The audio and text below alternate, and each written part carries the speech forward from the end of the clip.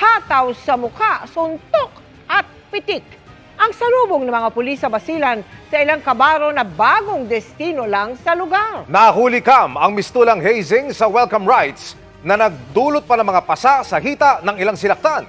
Sinibak na sa pwesto ang buong batalyon, pati na ang kanilang commander. Pasintabi po dahil sensitibo ang inyong mapapanood sa pagtutok ni June Veneracion. Sa lakas ng pagkakahataw sa muka, tila nawala ng balay ang nakauniforming pulis sa video. Ang mga nanakit sa kanya, mga kapwa-pulis din. Sa isa pang video, makikitang pinitik naman sa tenga at ilong ang isa pang pulis. Hanggang sa siya ay sikmuraan.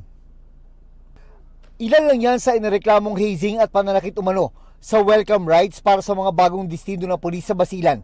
Ayon sa PNP, ginawa yan sa barracks ng Regional Mobile Force Battalion 14B sa Lamitan noong February 5. Nagtamo ng mga pasa sa hita ang mga sinaktang pulis, pero wala naman daw ang nasa seryosong kondisyon.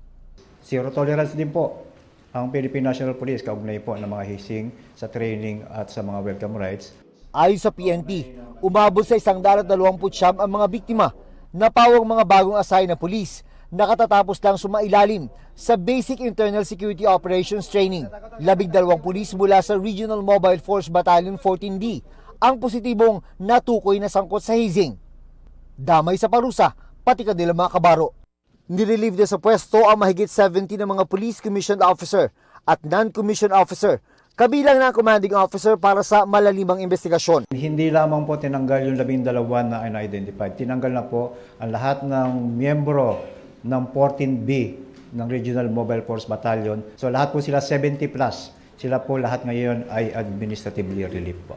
Posible namang maharap sa kasong administratibo at kriminal ang mga sangkot na pulis ayon sa PNP. Hindi po natin kinokondone and tinotolerate ang mga ganyang klase ng activities. Mananagot po ang dapat managot, makakasuhan po ang dapat makasuhan, and rest assured po na maibibigay po natin yung dapat para doon sa mga victims.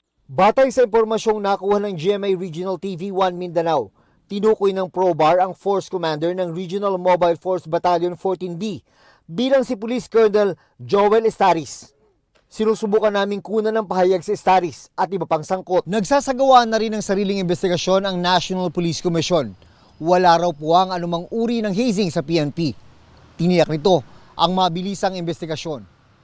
Sabi ng PNP, bagamat naging bahagi na ng kanilang tradisyon ang welcome rights para sa mga bagong destinong pulis, mahigpit na ipinagbabawal ang anumang physical contact.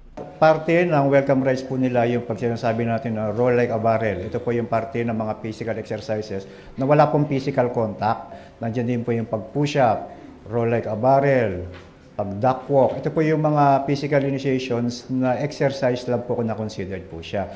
Para sa GMA Integrated News, June Veneracion, Nakatutok, 24 Oras.